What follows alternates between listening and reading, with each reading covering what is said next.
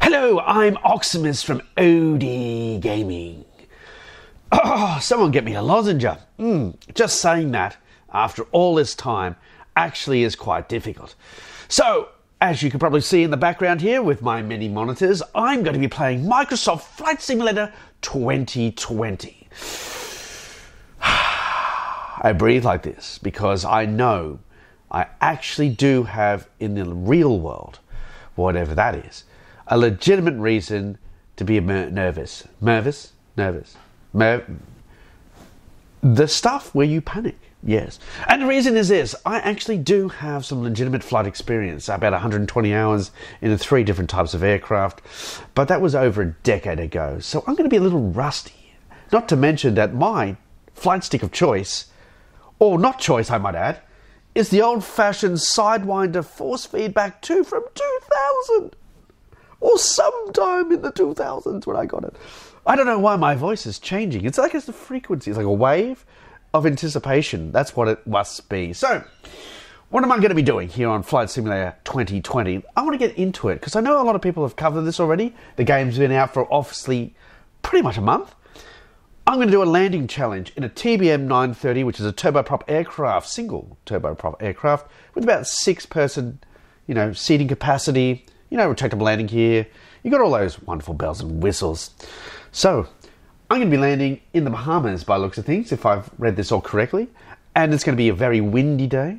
And it's going to ask me to land in a very square spot. Yes, this is the only downside for me personally with this particular challenge, is that points are awarded on how slowly you hit this. Not slowly, how smoothly you come down to the runway, and you've got to land pretty much on this little square. Yeah. And that's basically the aim of the game, and that's, if you can land on there, you're going to get more points. Now, I've tried this once before. I did okay, but I'm going to give it another crack right now. So, without further ado, I didn't even have a chance. I'm into it. All right, I'm into it. And so, just look how gorgeous this all is. As I look out here, my frame rate isn't the world's greatest. I'm using a GTX 1070 with ultra settings, and I toggled back the resolution just a tad from 4K, but it's basically a 4K display that I'm running this on, and it looks pretty damn good. So I'm not going to try and waffle too much here and just aim to do the challenge. So if you sit back and relax, your captain has everything under control. One hopes so. So what's the aim of the game here? As you can see, I'm coming up to a runway in the distance. In fact, I'm going to press this wonderful button. There we are. And now I can see over the nose of the aircraft. Over here in the distance, there is a runway coming into view. And I believe it's going to get a little bit turbulent and a little bit crosswind. So, as I come for the approach, I'm going to drop full flaps. Landing gear is already down, and I'm cruising at 130 something knots because it's going up and down like this. Up and down, up and down, up and up and up and down. Look, I'm subconsciously turning towards the runway. And I'm there. It flies itself, the TBM. Alright. So the aim of the game is to land as smoothly as possible on the blue square, which is on the runway. So as we come flying in at 1,000,000 miles an hour, I'm going to drop the flaps all the way down, and I'm going to be hitting it as smoothly as possible. So I'm aiming, I'm locking it up. I'm locking it up in the air somehow. I don't know how that works. And I'm looking for the square. I still can't see the square. Can you see the square? I don't know. Look, it just became picturesque and beautiful outside. Alright, the wind is going to be fighting me here. Look at it.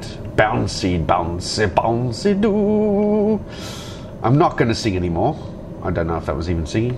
I have a problem here with my airspeed. It's crashing. Here we are. Look at. I'm bringing up the vertical speed indicator is now indicating something a bit more reasonable. Let's double check. Landing gear is down. Everything else I can't be bothered worrying about at this moment in time. Alright, here we go. Oh, I'm dropping on this like a stone. You know what? If I just bring this back. Oh no, here we go.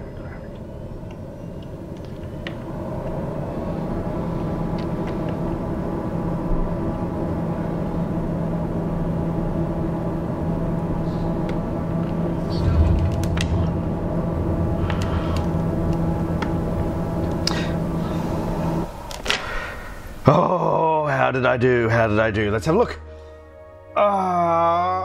3,362 in the world, with a score of 451,880.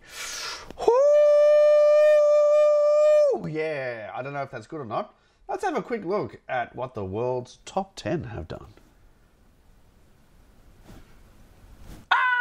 1,000. What? Excuse my larynx. All right, so I'm not anywhere close to the top in the world, and you know this guy probably not even has no flight experience probably in real life. Doesn't matter. So anyway, it's about your landing movements, your ground roll, and your landing precision. How right in the center line you are. So I'm like, yeah, average, I guess.